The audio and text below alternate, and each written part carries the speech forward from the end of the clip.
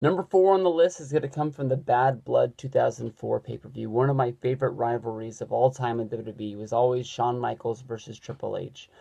Shawn Michaels was the main event when he took Triple H under his wing, and everybody knew they were friends from the Clique. But it was really Shawn Michaels that really gave Triple H that moment of spotlight with DX, where he really came out of his shell and he got to ditch the Hunter Hearst Helmsley sort of gimmick and come from there.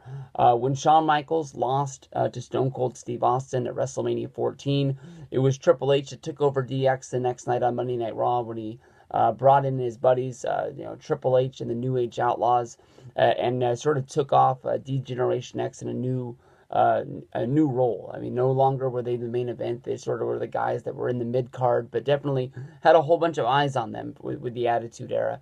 And in 2002, when Shawn decided it was time to come back to the WWE, it was Shawn that tried to recreate D-Generation X, telling Triple H that he should sign with the Monday Night Raw brand, and it was a reunion inside of the ring that lasted only about a minute before Triple H turned on Shawn Michaels, and then the feud that would be SummerSlam 2002 came, and they were blood rivals for a long time. I don't think they were ever really on the same page until 2005 when D-Generation X finally came back after the WrestleMania match with Shawn Michaels and Vince McMahon, where then DX would go on and face the Spirit Squad and face the McMahons and so on and so forth from there on.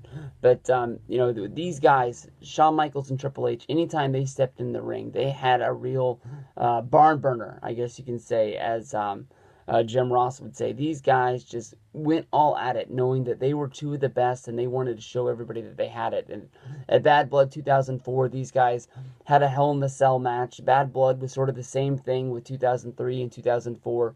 You knew when these pay-per-views rolled around, it was going to be a Hell in the Cell event. But, they really stepped up to the plate, and they were really able to knock it out of the park. Shawn Michaels and Triple H wrestled in the main event. And basically, from the time that the cell door was shut and the bell rang, the match was on with basically, Shawn Michaels taking the fight right to Triple H, running at him, knocking him over, and then just basically just doing everything he could to make sure that he had the advantage. Michaels was slamming Triple H's head into the steel cage. There was blood being, poured out from both of these guys, and they did everything under the sun, even a ladder through a table spot, and they really changed it up. I think that when I go back and I watch Hell in the Cell matches, Bad Blood 2004 is one of my favorite ones.